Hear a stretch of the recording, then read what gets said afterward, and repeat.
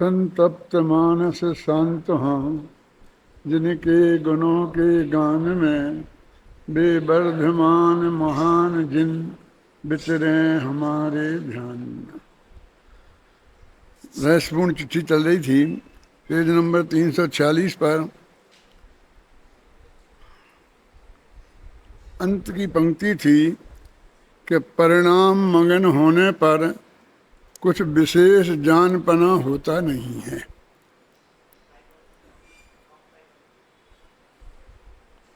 जब आत्मा का अनुभव होता है और परिणाम मगन करते हैं, और ऐसा नहीं मगन करने के बाद कोई और स्टेज आती हो, वही फाइनल है, उसी का नाम अनुभव है। और उसी के लिए मैंने कहा था उसी का नाम सामायिक है, उसी का नाम शुद्धोपयोग है, उसी का नाम करण लब्धि है, उसी का नाम धर्म ध्यान है, उसी का नाम शुक्ल ध्यान है। जो भी उत्कृष्ट चीज़ें साक्षात मुक्ति का कारण है वो सब इसमें ही समाहित है। अनेक नामों से जनवाणी में से कहा है। अब अंत में एक बात कही थी जो मैंने कहा, उन्होंने स्वयं में प्रश्न उठाने के लिए बात कही थी कि अनुभव में जाके अंदर में जो हमने आगम से जान के नक्की किया था और अनुमान से नक्की किया था, अनुमान के संदर्भ में ये बात जानने की लायक है। हम अनुमान को अंदाज समझते हैं, इतना होगा, 1 किलो तो होगा करीब, ऐसा अंदाज लगाते हैं ना, हम उसको अनुमान समझते हैं। न्याय शास्त्र में जैन अजैन सभी प्रकार के न्याय शास्त्र में अनुमान को प्रत्यक्ष जैसा ही प्रमाण माना है। क्योंकि यदि अनुमान को प्रमाण नहीं माने, आगम को प्रमाण नहीं माने, तो अभी केवल ज्ञान का प्रत्यक्ष प्रमाण तो है ही नहीं। फिर इस समय हम प्रमाण से ही रहित हो जाएंगे। और श्रुत ज्ञान के अंश को नए कहते हैं, तो श्रुत ज्ञान प्रमाण है, तो प्रमाण के अंश ही नए हैं, तो नए भी खत्म हो जाएंगे। तो समझ लेना, तो पंचम काल में प्रमाण नए कुछ नहीं रहेंगे। तो कुंद कुंद से लेकर सब आपका पूरा मूल संग और कुंद कुंद आमना सब साफ हो जाएंगे। इसलिए आपको अनुभव भी नहीं होगा फिर, क्योंकि आगम से और अनुमान से आपने आत्मा का निर्णय किया है और फिर उसे आपने अवग्रह इहा अवाय और धारणा पूर्वक अपने धारणा में लिया है। फिर उसे वहाँ से निकाल कर और उस पर अपना उपयोग स्थिर किया है, इस प्रक्रिया से संपन्न होकर।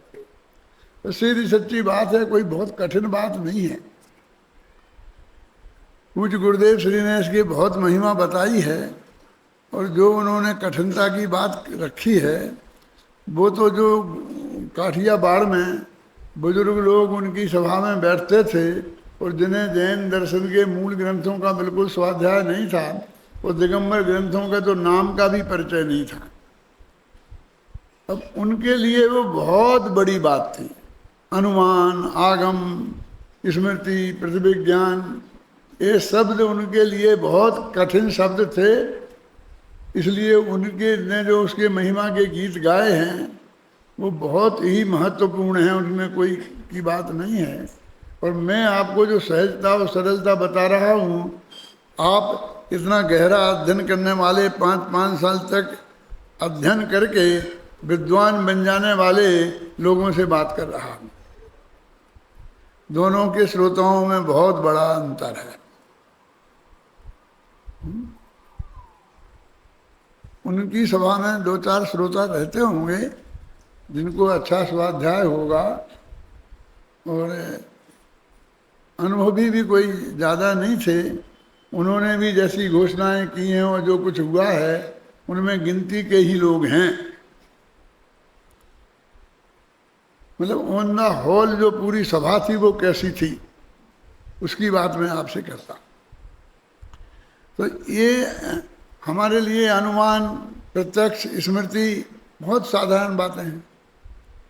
आप न्याय शास्त्र पढ़ते हैं 5 साल तक लगातार और इन बातों से बहुत अच्छी तरह से परिचित हैं, और जो थोड़े बहुत मुमुक्षु भाई हैं जिन्होंने इस विधि पूर्वक इनका अध्ययन नहीं किया है वो भी अपने शिविरों में आते रहते हैं, ख्याल में है ना, तो वे भी बहुत कुछ परिचित हो जाते हैं। एक दफे उनकी सभा हुई, सफाई कर्मचारियों की सभा हुई और उनके गुरु जी आए थे और वो सब समझा रहे थे कि तुम्हारा मोक्ष होना पक्का है, तुम लोग रुकने वाले नहीं हो प्रवीण। क्यों? क्योंकि मोक्ष के रास्ते में एक बैतरणी नाम की नदी मिलती है। क्या क्या मिलती है? वो बहुत गंदगी होती है उसमें, सारी शहर की गंदगी उस बैतरणी नदी में बहती है। तो जब हम लोग जाते हैं, मोक्ष में जाना पड़ता है ना, तो हमें तो सारी जिंदगी की आदत होती है गंदगी साफ करने की। तो ऐसा वो दुपट्टा लिया और मुंह पे ऐसा बांधा,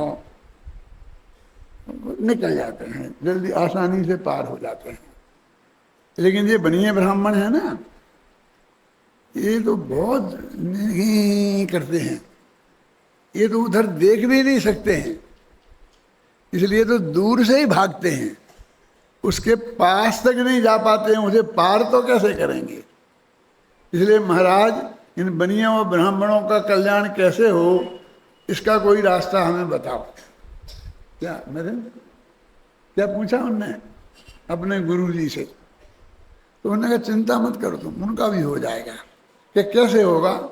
कि सुबह ये लोग गंगा जी में नहाने जाते हैं और तुम सड़क साफ करते हो, तो सड़क पर धूल उड़ती है और वो धूल इनके माथे पर पड़ती है, इससे इनका भी कल्याण हो जाएगा।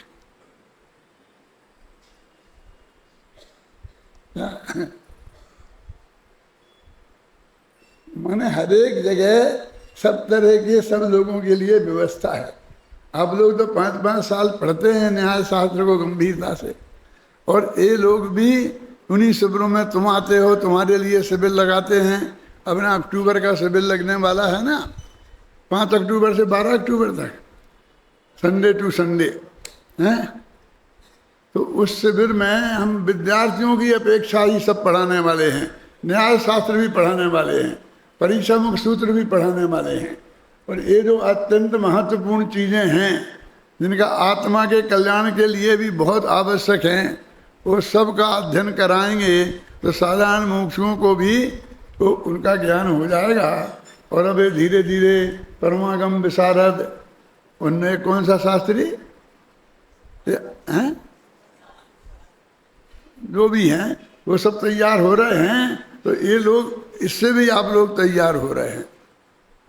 अब इनके कोर्स में मालूम क्या रखा है, कोई ज़्यादा फर्क नहीं है, इन लोगों ने बताया है, लेकिन एक मुद्दे की बात आपको नहीं बताई कि जिससे आपको ख्याल में आ जाए कि इनमें और उनमें क्या फर्क है।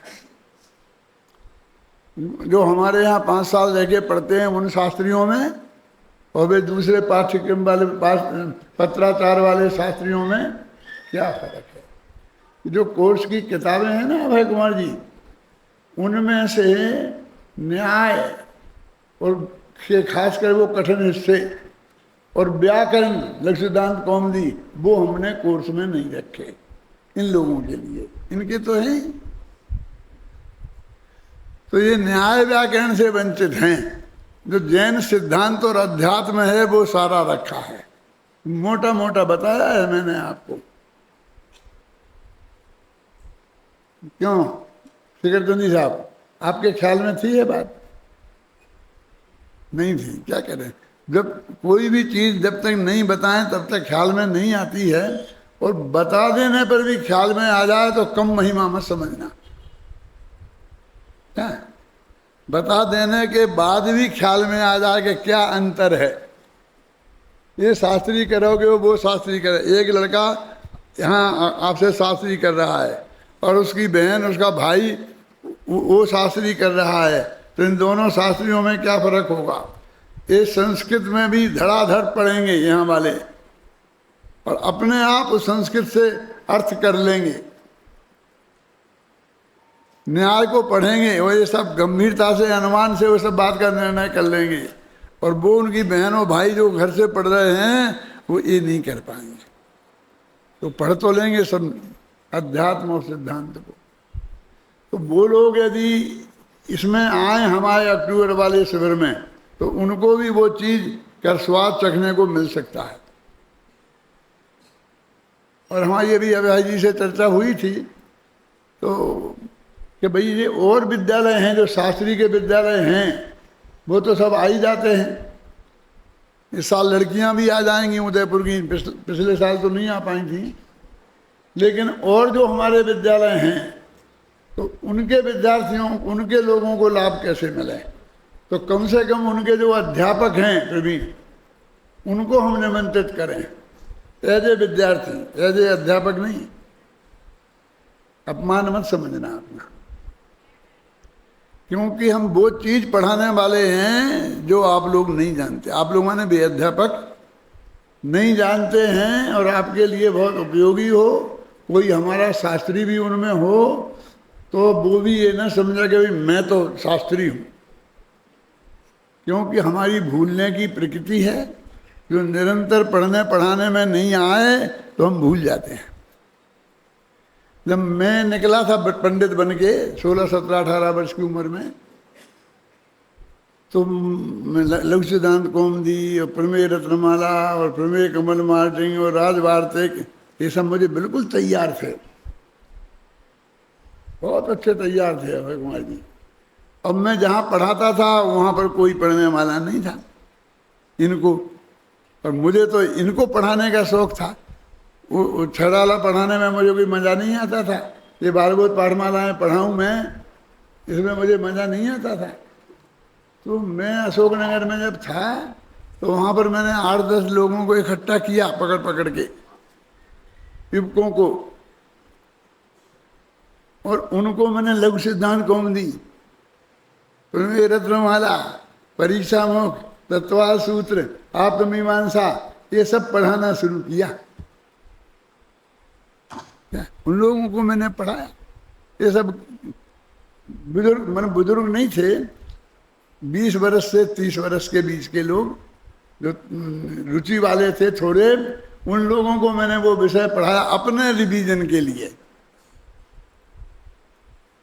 तो आप लोग यदि 5 साल से कहीं पढ़ा रहे हैं गाँव में, कहीं यहाँ वहाँ, और फिर आपको उसे रिवीजन करने का मौका नहीं मिला, तो उन लोगों को भी मैं आमंत्रित करता हूँ इसी भाव से, पढ़ने के भाव से आएँ।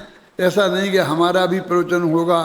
अब बहुत दिक्कत होती है कि जब हम इतने 1000 विद्वान हो गए तो हम कितने कितने लोगों को से प्रवचन करा सकते हैं, कितने लोगों को क्लास दे सकते हैं। इसलिए हम बहुत सिलेक्टेड लोगों को, जिनको हम जानते हैं कि ये सचमुच गहरे विद्वान हैं और ये न्याय के सब्जेक्ट को पढ़ा सकते हैं, उनको ही हम क्लास वगैरह दे सकते हैं और उनको ही स्पेशल बुला सकते हैं। फिर हम सोच रहे थे कैसे बुलाएं इन्हें, कैसे बुलाएं। इसलिए मैं आपको ये बताना चाहता हूँ कि आपको एज ए विद्यार्थी बनकर भी आना चाहिए। वो शिविर सबसे उत्कृष्ट कोटि का शिविर साबित होगा। आप ये समझिए, और आप लोग ये बात जो मैंने आपसे कही है उन लोगों तक पहुँचाएँ, और वे लोग आएँ तो हमारे यहाँ उनका स्वागत है। हाँ, तो अभी ये बात चल रही थी अपनी कि क्या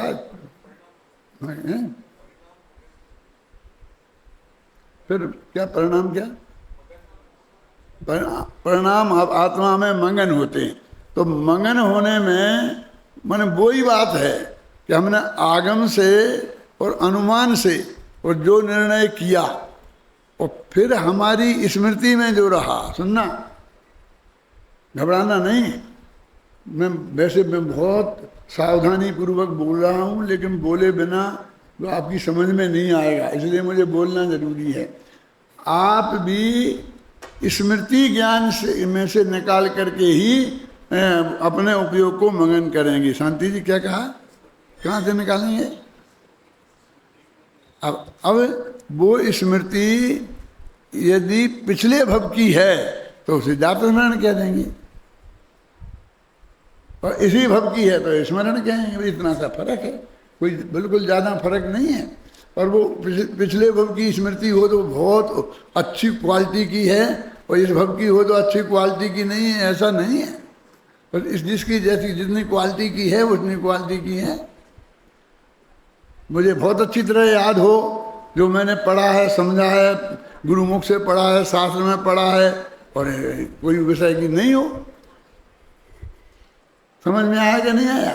लेकिन उस स्मृति का, इसलिए जो हर जगह आता है ना पंच कल्याणकों में कि हर एक तीर्थंकर को जाते समय तो होता ही है। उन निमित्तों का जब कथन आता है कि कैसे हुआ, उनको दीक्षा कैसे हुई, वैराग्य कैसे हुआ, तो उसमें फिर वो कोई भी हो, चाहे नीलांजना की वजह से हुआ हो, चाहे वो बादल देख के हो गया हो, चाहे बिजली की चमक देख के हो गया हो, लेकिन अंत में जाते समय तो सबको होता है।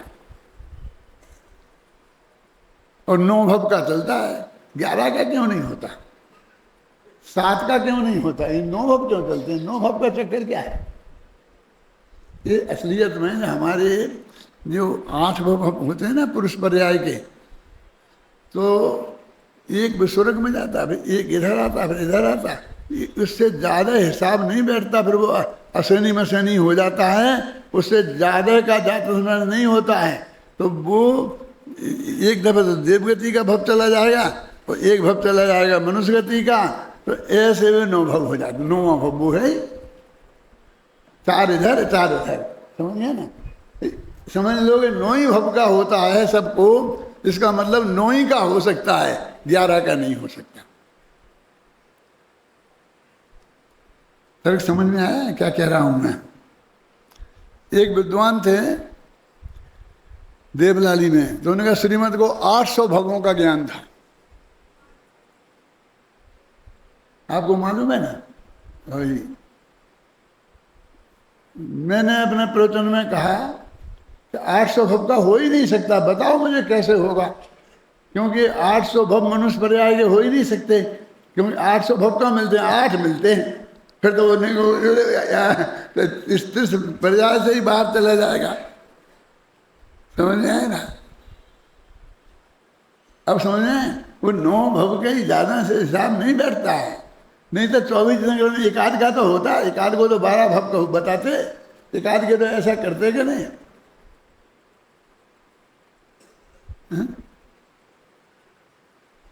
तो मैं ये कहता हूँ कि ये समझ लो स्मृति का कितना महत्व है कि आपने जो अध्ययन किया, मनन किया, चिंतन किया, गुरुमुख से किया, खुद पढ़ा, तर्क वितर्क किया, पूरी कसौटी पे कस के उस पर खूब मंथन किया, और फिर क्या किया, अवग्रह और अवाय से धारणा तक पहुंच गए। समझ गए ना? अवग्रह अवाय धारणा तो मैंने बताया था ना आपको कि पहले से सामान्य सा ज्ञान होता है एकदम दर्शन के बाद, तो फिर एक जिज्ञासा होती है, विशेष जानने का भाव होता है, तो उसके लिए जो हम प्रयत्न करते हैं उससे जो ज्ञान होता है उसे ईहा बोलते हैं। तो प्रक्रिया आ गई ना कि वह भगवान आत्मा क्या है, उसको आपको जानने की विशेष इच्छा हुई, आगम को देखा, एक किया, गुरुमुख से सुना, चर्चा करी, जो कुछ भी किया आपने, फिर वो अवाय, अवाय माने वो प्रक्रिया तब तक चलती रहनी चाहिए कि जब तक हम किसी निश्चय पर नहीं पहुंच जाएं। किसी निश्चय पर नहीं, वो भगवान आत्मा जो है उसके असली स्वरूप को हमारे निश्चय में आ जाए, तब वो अवाय है होगा। अब फिर हमारे धारणा में चला गया। अब हम शांति से बैठकर जब भी हमारे सामायिक का काल होगा, समझो मुख्य रूप से, वैसे तो कभी भी हो सकता है, सामायिक के काल में हम अंदर में से निकालेंगे। कल रोंथने का उदाहरण दिया था ना, जैसे गाय निकालती है शांति से बैठकर, आंखें बंद करके निकाल के वो चबाती है उस भोजन को, और उसका खूब आनंद रस लेती है, स्वाद का मजा भी लेती है। ऐसे ही हम अपने उस धारणा में से निकाल कर फिर उसमें परिणाम मंगन करें, परिणाम मंगन करेंगे। फिर वही बात फिर मैं दोहराता हूँ कि उसको ना कुछ करें, ना बोलें, और ना सोचें, सिर्फ जाने। हमें कठिन इसलिए लगता है कि हमने वो अकेला जानना कभी अभी तक किया नहीं। ऐसा हम समझते हैं कि वो अकेला जानना किया नहीं, हम तो कुछ करके, पढ़कर, लिखकर, बोलकर, क्या सोचकर ही जानते रहे हैं, ऐसा हम समझते हैं। लेकिन 5 इंद्रियों के विषयों में आप कई दफे इनसे परे होकर, कैसे माँ चिट्ठई, माँ जम्पई और माँ चिंतई होकर उनमें रमे हैं। काय में 5 इंद्रियों के विषयों में रमे हैं। इसलिए हमें वो भी आदत है, अभी सीखना कुछ नहीं है, इसलिए ध्यान में ट्रेनिंग की जरूरत नहीं है, क्योंकि उसमें हम पूरे पक्की तरह से ट्रेंड हैं। अभी अकेले बस वो प्रक्रिया आत्मा पर गुजारनी है। और आत्मा के बारे में हमने समझ रखा है कि बहुत साफ दिखाई देगा। क्या क्या देखा गया साफ दिखाई नहीं? वो अमूर्तिक पदार्थ है, और आपको मूर्तिक पदार्थ देखने की आदत है, तो आप उस अमूर्तिक पदार्थ को मूर्तिक पदार्थ जैसा देखना चाहते हैं। जैसे भगवान की मूर्ति मंदिर में देखते हैं, ऐसी देखना चाहते हैं। जैसे हम तुम्हें देख रहे हैं ना, ऐसे देखना चाहते हैं, ऐसा नहीं देखना है। उसे धर्म द्रव्य जैसा देखो, अधर्म द्रव्य जैसा देखो, आकाश द्रव्य जैसा देखो, काल द्रव्य जैसा देखो। ये क्या कह रहे, ये अजीब द्रव्य है, इन जैसा देखो। ये अमूर्तिक है ना, तो तुम वैसा मूर्तिक पदार्थ जैसा आकार खोजने की कोशिश नहीं करोगे। वो असंख्य प्रदेश हैं, और वे जिस देह में हैं उस देह के आकार में होंगे ना, क्यों? तो वो तो दिख जाएंगे कम से कम, ऐसे ऐसे हैं, ऐसे। जरा देख के बताना, इधर वो जो बीच में जो गले के अंदर इधर जो है, उधर जो पोला है ना, पोलापन, तो वहां आत्मा के प्रदेश हैं कि नहीं है? संजीव, यहां नहीं देखना पड़ेगा, आगम में देखना पड़ेगा, अनुमान से निर्णय करना पड़ेगा।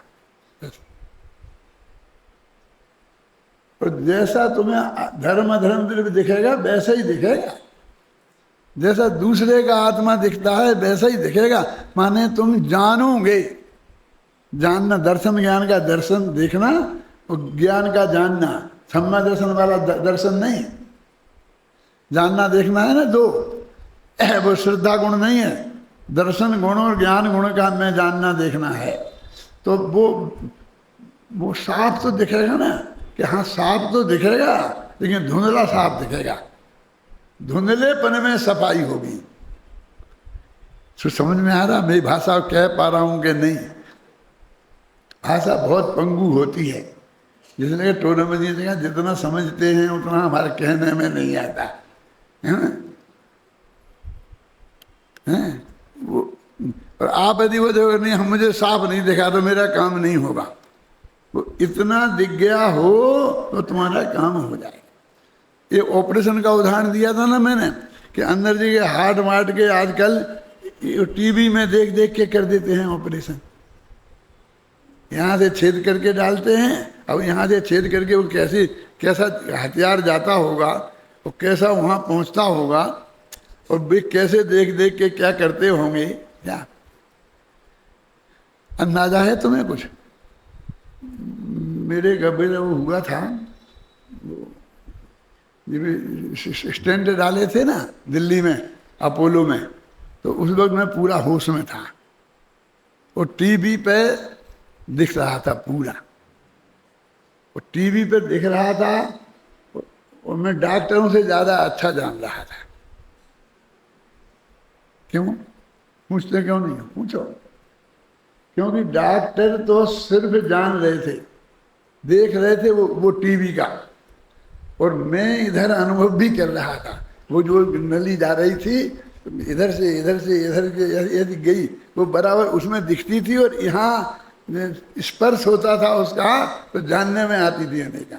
मुझे अब भी बहुत अच्छी तरह याद है कि कैसे कैसे वो यहाँ से आकर के यहाँ जा करके ऐसा जाके फिर इधर गया दाहिनी तरफ, फिर इधर बाईं तरफ आया, वो स्टैंड लेके गया था ना वो नली, और फिर वहां जाकर के कैसे कैसे कट कट कट कट कैसे काटा उनने उसको।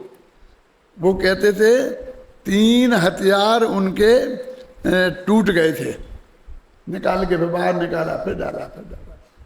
वो हथियार जो जिसे खोदते हैं वो कहते थे जो कैल्शियम है ना, वो इतना कड़काई से जम गया था कि उसके 3 हथियार वो टूट गए थे, लेकिन वो खटखट की आवाज मुझे अभी आ गई है, कैसे वो खटखट करते थे।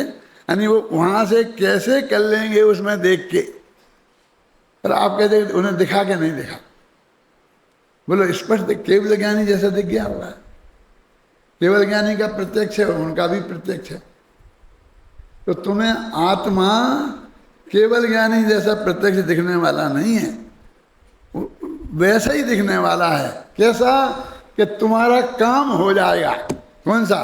कि वो डॉक्टर ऑपरेशन कर लेगा, वो जो स्टेंट डाल देगा, वो इतना साफ दिखे तो पूरा साफ दिखा कह जाएगा।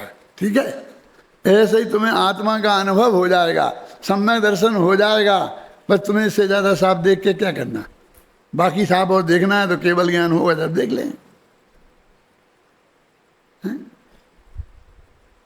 मेरे से लोग कहते थे पहले के पंडित जी एक बहुत बढ़िया खेल आया है, आप चलो। मैंने कहा भाई अभी तो मेरा प्रवचन है, वही टाइम प्रवचन का होता है, वही तुम सिनेमा जाने का कहता है, मैं कैसे जा सकता हूँ। नहीं नहीं, फिर वो चला जाएगा। सिनेमा चला जाता है ना, कैसे चला जाता है, कहाँ जाता है? मैंने यहाँ की टाकीज में से चला जाएगा, ये भी समझाने की जरूरत पड़ेगी। मैंने कहाँ जाएगा? जब मुझे केवल ज्ञान होगा ना तो सारे सिनेमा एक साथ देख लूंगा। वो केवल ज्ञान में से कहीं भाग के नहीं जा सकता। अभी का सिनेमा जो यहां से चला गया वो केवल ज्ञान में दिखेगा कि नहीं दिखेगा?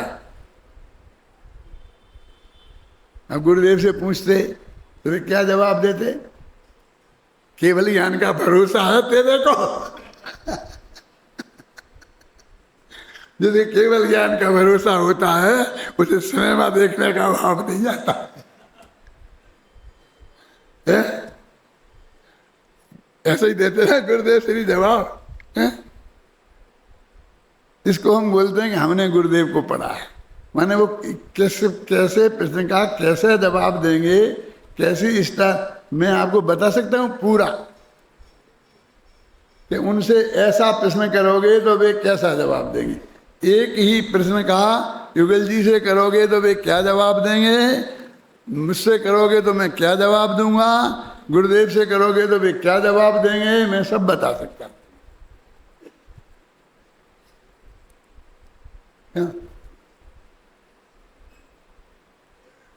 देखो अपनी बात क्या चल रही है कि वो जो काल में वो क्लियर देखे, मंगन मंगन हो जाएगा ना उसमें, माने वो जानता रहेगा।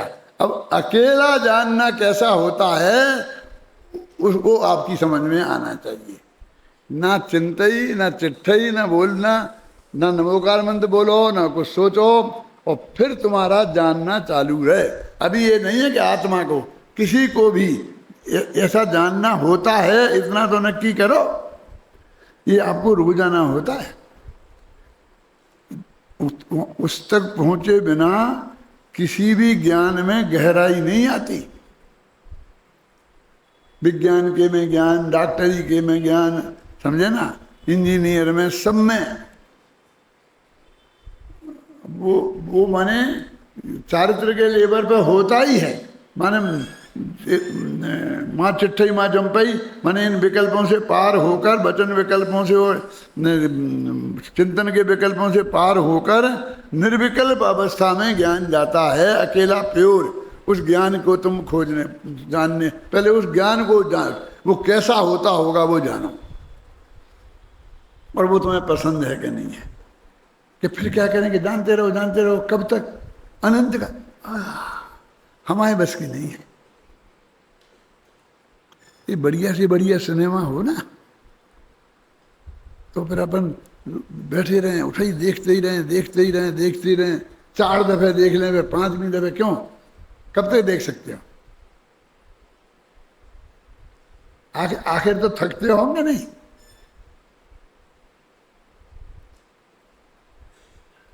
तो मोक्ष में तो अनंत काल तक देखना पड़ेगा।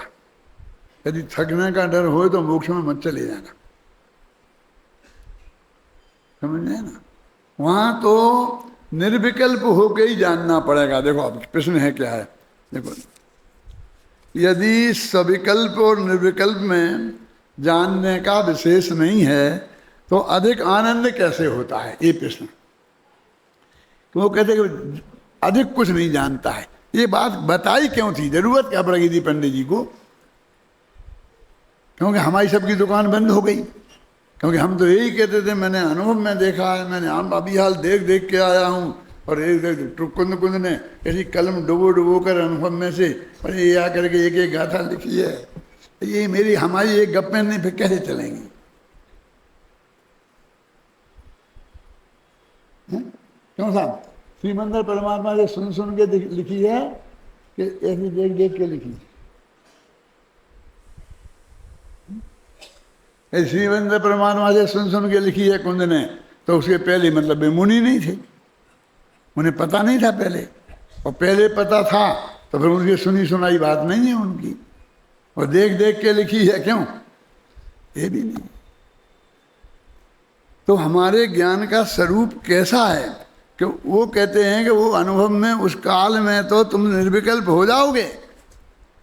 नया नया चिंतन का सोच के जो कहते मैंने ये सोचा, मैंने ये सोचा, होगा ही नहीं तो कुछ नया नहीं सीखोगे। तो वो कहता नया नहीं सीखेंगे तो आनंद कैसे आएगा ज़्यादा? वो कहते हैं आनंद बहुत आता है यो चिंत निज में फिर भये जिन अकथ जो आनंद लहो तो इंद्र नाग नरेंद्र वा महेंद्र के नहीं कहो। प्रश्न समझ में आ रहा?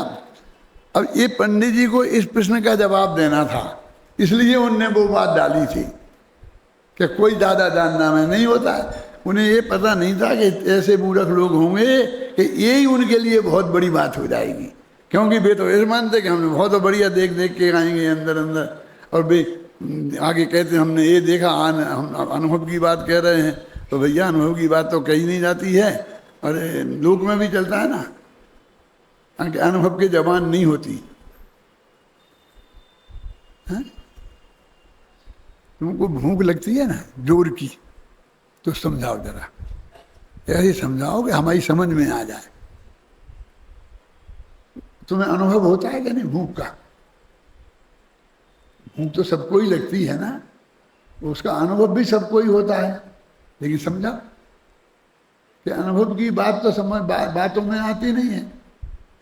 वो श्लोक बोलो ना, कौन सा? बांझ को बातन में आनंद नहीं आता है, क्या है? बंध्या किम बेजानाती महती प्रसव वेदना। बस 2-3 शब्द हैं, बहुत दर्द होता, बहुत दर्द होता, बस बहुत बहुत बहुत बहुत और बोलो। बहुत कैसा, कितना, क्या? कुछ नहीं। वो तो अनुभव में ही आएगा। वो दुख भी समझा केला, आनंद नहीं। तो जो कह रहा मैं तुम्हें अनुभव की बात बता रहा हूं, ये बात झूठी है। अनुभव की तो बात आती ही नहीं बात वाणी में। वो बचनातीत है, वो विकल्पातीत है। तो फिर वो कहते हैं आनंद ज्यादा आता है। तो हमारे दिमाग में तो ये घुसा था कि ज्ञान बढ़ेगा तो आनंद बढ़ेगा, और ज्ञान नहीं बढ़ा तो आनंद कैसे बढ़ गया? हमने ऐसा जोड़ा बना रखा था ना। क्यों? सतीश, क्या सतीश ही नाम है? सही याद है? सविकल्प, देखो वे कहते हैं सविकल्प दशा में ज्ञान अनेक ज्ञेयों में जानने रूप प्रवर्तता था। ये मैंने धर्म के 10 लक्षण में लिखा है एक जगह। कोई बता सकता है? उसे बता है कहाँ लिखा है? ब्रह्मचर्य के लेख में। मैं जानता हूँ वो किसी की समझ में नहीं आएगा, मैंने वो किसी की समझ में नहीं आए इसके लिए लिखा है कि वो उसका ज्ञान जो ब्रह्मचर्य स्पर्शन इंद्रिय के विषय को त्याग को ब्रह्मचर्य क्यों कहा, नेत्र इंद्रिय के विषय के त्याग को ब्रह्मचर्य क्यों नहीं कहा? इसके बारे में बताया कि वो 5 इंद्रियों में बढ़ जाता है इसका ज्ञान, इसलिए उसमें वो गहराई नहीं होती है। और अकेली स्पर्शन इंद्रिय के माध्यम में जो रहता है तो वो एक ही जगह रहता है। स्पर्शन इंद्रिय के त्याग को क्यों ब्रह्मचर्य कहा, इसके लिए उसमें मैंने वो लिखा है। अभी मैं उसमें नहीं उलझता हूँ। देखो, गेयों के अनेक गेयों के जानने के रूप में प्रवर्तता था। जब वो विकल्पात्मक ज्ञान था ना, वो माँ चिट्ठई माँ जम्पई माँ चिंतई नहीं हुआ था ना, तब इसको जाना इसको जाना इसको जाना इसको जाना, अनेक गेयों को जानना होता था। निर्विकल्प दशा में केवल आत्मा का ही जानना है। वो उपयोग रूप, वो जो लब्धि रूप ज्ञान निरंतर सुपर प्रकाशक है, वो बात यहाँ मत लेना। एक विशेषता तो ये है, आनंद अधिक क्यों आया कि जानने में फर्क है। और वो फर्क क्या है कि वो अनेक जगह उसका उपयोग बढ़ता नहीं है। ये जितने अंधे लोग होते हैं ना, इनके कान बहुत ज्यादा सतर्क होते हैं। जब बहुत जरा सी आवाज से इनकी घ्राण इंद्रिय बहुत होती है। जैसे चींटी है ना, वो आंखें नहीं है उसकी, 3 इंद्रिय है, तो उसकी घ्राण इंद्रिय ज्यादा सक्रिय होती है। अब जो 2 इंद्रिय है उसकी रसना इंद्रिय ज्यादा सक्रिय होगी। जो 1 इंद्रिय है उसकी तो स्पर्शन होना ही है, समझे ना। तो कान ज्यादा सतर्क होते हैं। तो देखो क्या कहते हैं, और दूसरी विशेषता यह है कि परिणाम नाना विकल्पों में परिणमित होता था। अब वो एक तो अकेले ज्ञान की अपेक्षा और दूसरी है चारित्र की अपेक्षा। परिणाम नाना विकल्पों में परिणमित होता था, वो केवल स्वरूप ही किसे तादात्म्य होकर प्रवृत्त हुआ है। वो स्वरूप से तादात्म्य होकर के ही वो परिणति हो रही है, इसलिए विशेष आनंद आता है। और इसलिए उस आनंद को अतीन्द्रिय आनंद कहते हैं। ऐसी विशेषताएं होने पर वचनातीत अपूर्व आनंद आता है। वचनातीत माने वो माँ जम्पई तो है ही, अपूर्व आनंद होता है जो कि विषय सेवन में उसकी जाति का अंश भी नहीं है। वो तो पुद्गल का है, अलग जाति है बिल्कुल। इसलिए आनंद को अतीन्द्रिय कहते हैं। वास्तव में अतीन्द्रिय ज्ञान नहीं है तो अतीन्द्रिय आनंद नहीं हो सकता। ये कहा ना, प्रत्यक्ष ज्ञान माने केवल ज्ञान नहीं है। केवल ज्ञान नहीं है माने अतीन्द्रिय ज्ञान नहीं है। अपन को अतीन्द्रिय ज्ञान नहीं है तो अतीन्द्रिय आनंद भी नहीं है। लेकिन जैसे हमने प्रत्यक्ष कह दिया ना, अनुभव प्रत्यक्ष को जिस अपेक्षा से, उसी अपेक्षा से आनंद को भी अतीन्द्रिय कह दिया। वो आत्मा अतीन्द्रिय नहीं है, आखिर तो वो परोक्ष ज्ञान में ही हो रहा ना। फिर प्रश्न, अनुभव में आत्मा परोक्ष ही है, क्योंकि पंडित जी सिद्ध करते आए थे ना। अब प्रश्न उठाने वाले भी पंडित जी हैं, माने उनका मन नहीं भरा। इतना उनने उसे परोक्ष कहा, फिर उनका मन नहीं भरा। जैसे आप लोग कहते हो, मेरे पे आरोप लगाते हो कि आपको सुपर प्रकाशक सिद्ध करने में मन ही नहीं भरता है। जब भी कोई प्रकरण आता है तो आप सुपर प्रकाशक बीच में आ लाते हो, फिर उसकी अच्छी तरह से घिसाई करते हो। कहते कि नहीं कहते हैं ऐसे। अनुभव में आत्मा, पंडित जी के दिमाग में जाए परोक्ष परोक्ष, उनने घुमा दिया ना अनुभव को प्रत्यक्ष। प्रत्यक्ष कहना है उनको। अब पंडित जी क्या करें, मेरे से भी वो शब्द नहीं कहे जाते हैं जो पंडित जी नहीं कह जाना चाहते हैं कि हमारे प्रत्यक्ष ज्ञान ही हमारे पास नहीं है जबरदस्त, और हमारे ज्ञान को जबरदस्ती प्रत्यक्ष सिद्ध करना चाहते हैं। हमारे पास ज्ञान ही परोक्ष है, तो जो कुछ जानना होगा उसी से होगा ना। संत जी क्या कह रहा हूं मैं, अभी हमको इसमें ही पसीना छूट रहा है कि हम उसको परोक्ष सिद्ध करें। अब वो उन्हें लगता है कि श्रोता ने हाँ हाँ तो कर दिया है, लेकिन अभी इसके मन की कसक निकली नहीं है पूरी। ऐसे हमें लगता है कि वो जहर आप में बहुत गहराई से चढ़ा है। कौन सा? सुपर प्रकाशक नहीं है भगवान आत्मा, पर वो जानता ही नहीं है, तो वो पूरी तरह उतरा नहीं है। तो उसलिए हम वो मंत्र पढ़ने की कोशिश करते हैं कि उतर जाए, जिसका उतरेगा उतर जाएगा। देखो अनुभव में आत्मा परोक्ष ही है, तो ग्रंथों में अनुभव को प्रत्यक्ष कैसे कहते हैं? अब उन्होंने आगम की बात कही थी ना कि आगम से निर्णय करना, तो उन्होंने आगम को इतनी महिमा दी थी, तो उन्होंने वही आगम पेश कर दिया सामने। शास्त्रों में अनुभव को प्रत्यक्ष कहा है। अब क्या करोगी तुम?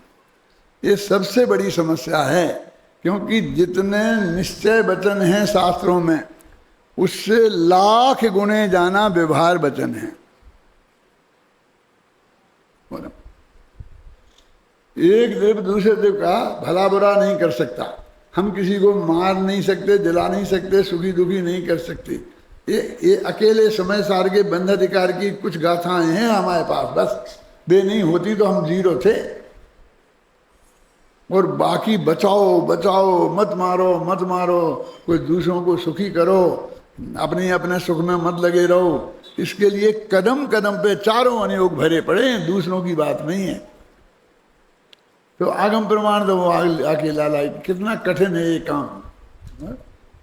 वो तुम्हारा काम है, उसमें कुछ दम नहीं है। ये वो जो उनने काम लिया है, वो सारा जगत ये मानता है कि मैं दूसरे का भला बुरा कर सकता हूँ, मार जला सकता हूँ, उनको ये समझाना है। तो अपने आप ही समझे समझाए हैं, उन्हें कितना सरल काम मिला है। और हमें एक भी मानने को तैयार नहीं, एक मुमुक्षु नहीं मानता है। ऊपर से कहता है क्योंकि गुरुदेव ने कहा है, शास्त्र में लिखा है, तुमने समय सार की गाथाएं निकाल के रख दी, क्या करें, लेकिन अंदर से मानता नहीं है। वही विकल्प जाल से दौड़ते हैं 24 घंटे के। अच्छा, इसके बाद में सबकी मीटिंग बुलाओ, उधर बैठना क्यों, क्या क्या काय के लिए बुलाना मीटिंग, निर्णय क्या करना, क्या करना, कुछ नहीं करना है, ये समझाया ना घंटे भर से। अभी कुछ नहीं करेंगे तो होगा कैसे? अरे अनादिकाल से नक्की है, यदि नहीं होना नक्की होगा तो नहीं होगा, और होना होगा तो होगा। एक सेकंड चैन नहीं है तुझे, तो है अनेक अंत के नहीं।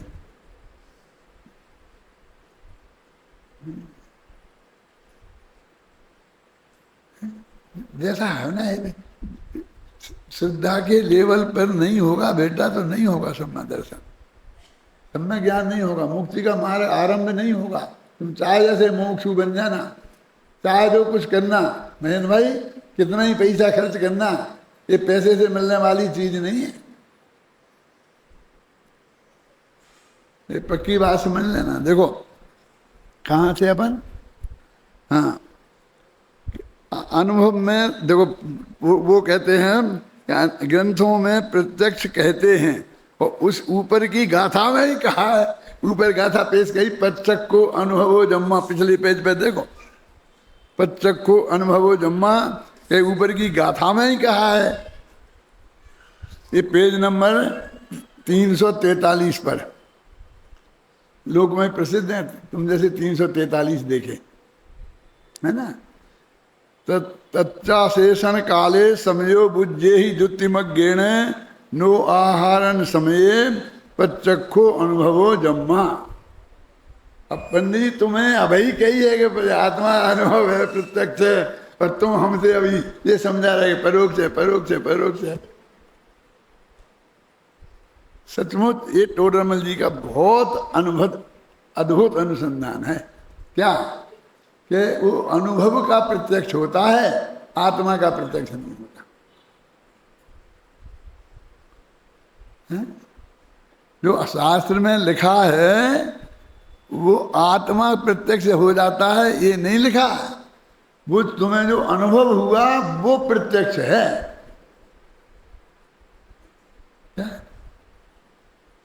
देखो वो जो मुझे यहाँ वो करते थे और टीवी पे मैं देखता था क्या, और वो यहाँ गड़बड़ होती थी।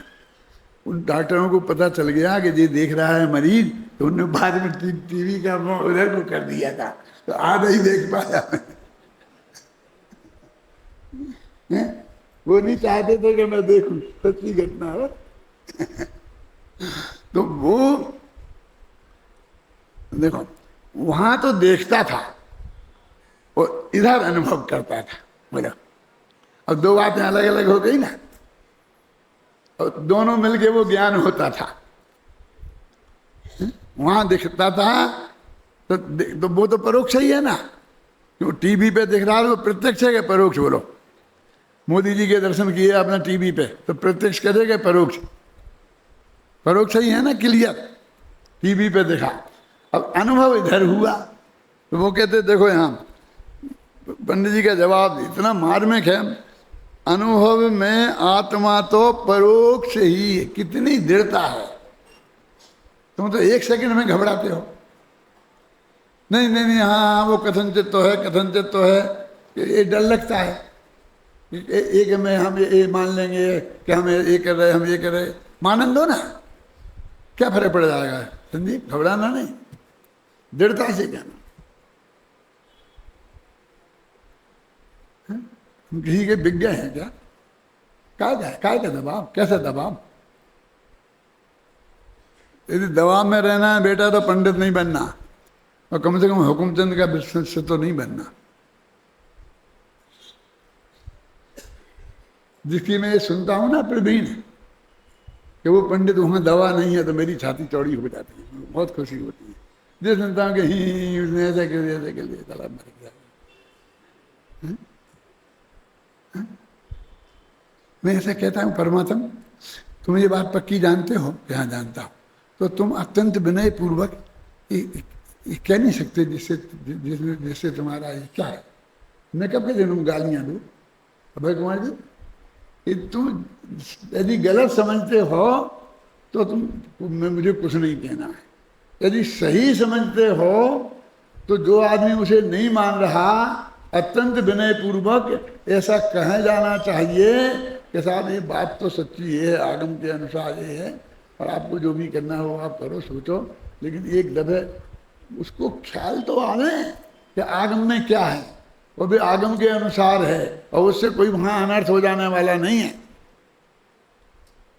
सत्य बात से अनर्थ होगा, और झूठ से सत्य धर्म का प्रचार होगा। यदि मेरी कोई बात यहां निकल गई गलत, तो वो गलत है। खैर मैं कल दूसरे दिन आपसे कहूं कि कल मेरे से गलत निकल गई थी, बात ऐसी है, तो मेरी इज्जत कम हो जाएगी आपकी दृष्टि में कि बढ़ेगी? बोलो, ये भ्रम है हमारा। क्या देखो, अनुभव में तो आत्मा परोक्ष ही है। कुछ आत्मा के प्रदेश आकार तो भाषित नहीं होते। अब प्रदेश भाषित हो, आकार भाषित हो, क्या आकार तो हमें मालूम है कि जिस शरीर में है उस शरीर के आकार है, तो वो तो आगम से मालूम है बेटा तुम्हें, वो तुम्हें यहाँ दिखे नहीं है। क्यों? ये नाक में भी आत्मा के प्रदेश हैं, दिख रहा है। अच्छा, दांत में है कि नहीं? नाखून में है कि नहीं? तुम्हारे दांतों में तो होंगे, मेरे दांत में है कि नहीं? कौन से? जो दांत मेरी जेब में रखे है, इसमें है आत्मा के प्रदेश के नहीं? बताओ मुझे,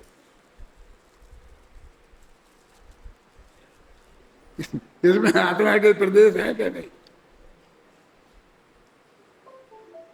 नहीं है ना? पक्की बात है ना? ये कैसे जाना आपने? बोलो, ये प्रत्यक्ष देख के जाना तुमने क्या कि दांत में नहीं है, नाखून में नहीं है, और इसमें है, इसमें नहीं है? क्या कैसे जाना? बोलो,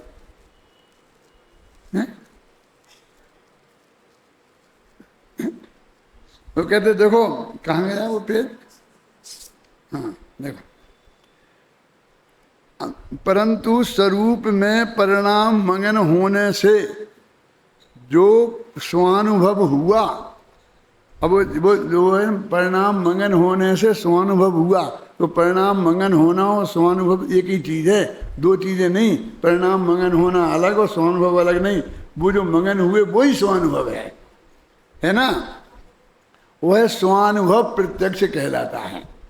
स्वानुभव का स्वाद कुछ आगम अनुमानादिक परोक्ष प्रमाण द्वारा नहीं जानता। मिश्री मीठी है, मैंने शास्त्र में पढ़ के नहीं जाना, चख के जाना है। गुरु ने नहीं बताई इसलिए नहीं माना, तो ये उसने खुद डायरेक्ट की ना, इसलिए प्रत्यक्ष कहते हैं। जो अतीन्द्रिय आनंद आया, यो चिंत निज में थिर भये जिन अकथ जो आनंद लहो, तो इंद्र नाग नरेंद्र वा अहिम इंद्र के नाही, उसे वो डायरेक्ट हुआ है, स्पष्ट हुआ है नहीं, साफ साफ हुआ है नहीं। हुआ तो जैसा है वैसा ही, क्योंकि अभी आगे कहेंगे कि फिर आगे के गुणस्थानों में ज़्यादा नजरा क्यों होती है, तो वो कहेंगे उसमें मग्नता विशेष है, क्योंकि वो नंबर नहीं आएगा तुम्हें सुनने का, इसलिए बोल रहा हूँ। ये अगले पेज पर है 347 पर, मग्नता विशेष है। तो मग्नता में कमी है कि नहीं, बोलो शिखरचंद जी। अभी पहली दफे तुम्हें अपरिणाम मंगन हुए अभय जी, सम्यक दर्शन तो हो गया, लेकिन मग्नता में कमी है ना, तो प्रत्यक्षता में कमी है ना, माने स्पष्टता में कमी है ना, ऊपर ऊपर जाके ज्यादा होंगे।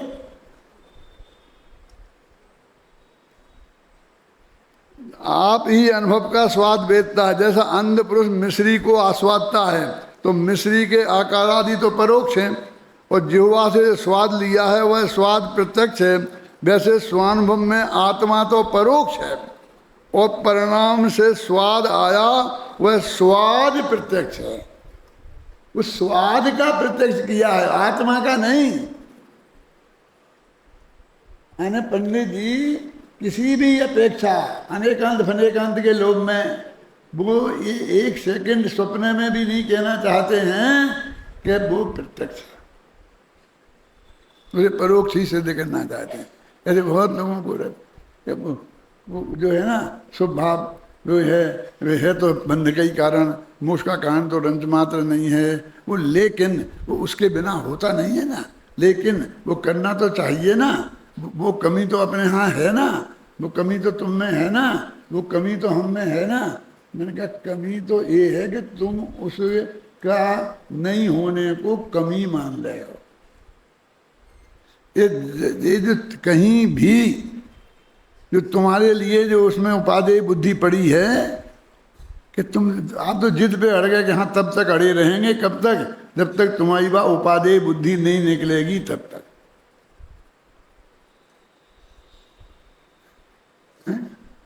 निश्चय से ऐसा है, व्यवहार से ऐसा है, अब निश्चय व्यवहार से ऐसा है। अब असली बात तो ये है कि ये दो चार होते हैं ना। अब निश्चय से चार होते हैं और व्यवहार से दो दूनी चार भी होते हैं, दो के दो घटाओ तो जीरो भी होता है, और तुम लगाओ दो को तीन लगाओ तो क्या पाँच भी होते हैं, और दो तीन का छः भी होते हैं ना, गुणा करो तो छः हो जाते हैं, जोड़ो तो पाँच हो जाते हैं, घटाओ तो, ये सब हैं। लेकिन एक्चुअल में ऐसे एक एक उठा के गिनो कितने हैं। क्या कह रहा हूँ मैं, वो पंडित जी कह रहे हैं कि ये बताओ कि वो जो आत्मा तुम्हारी समझ में आया है वो प्रत्यक्ष है कि परोक्ष। पंडित जी स्वप्न में किसी भी तुम्हारी ऐसे मानने को तैयार नहीं है कि वो प्रत्यक्ष है, वो तो परोक्ष है। और तुम क्यों, तुमको प्रत्यक्ष का हट क्यों है, क्या कमी रह जाएगी?